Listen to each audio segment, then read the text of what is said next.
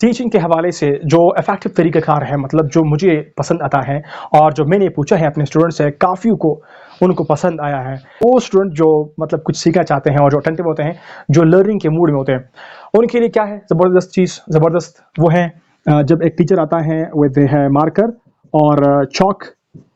और साथ में अगर वो थोड़े से मतलब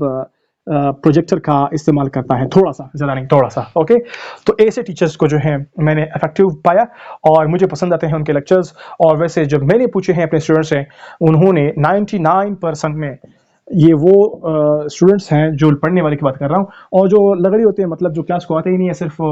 क्लासेस को बंक करते हैं, उनकी बात मैं नहीं कर रहा हूँ। 99% जो मैंने स्टूडेंट से पूछा है, दे love a teacher who is having a marker, chalk and board interaction with students, मतलब जो चाक, मार्कर और बोर्ड को यूज़ करता है स्टूडेंट के साथ। और हाँ, रिमेंबर, अगर आप कहते हैं कि आपका जो लेक्चर है वो इंटरेस्टिंग रहे, जो मैंने ऑब्जर्व किया है, मेरे टीचर्स जब मुझे पढ़ाया करते थे, वो टीचर्स जो घर पर पढ़ते थे और घर से पढ़ के आते थे और लेक्चर को खूब याद करते थे, यहाँ वहाँ को बुक्स को कंसल्ट करते थे, उनको मैंने बहुत अच्छा पाया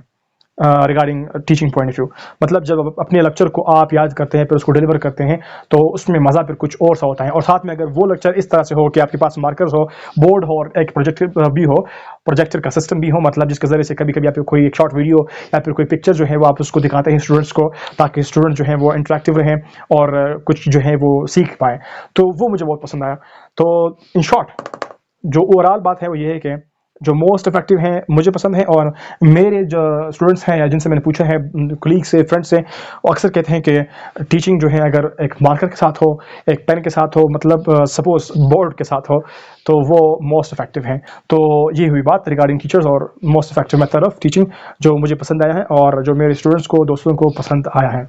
सो आई होप आपको भी यही तरीका पसंद है, और प्लीज़ हमें बताइएगा कमेंट बॉक्स में कि आपको कौन सा तरीका पसंद है टीचिंग का।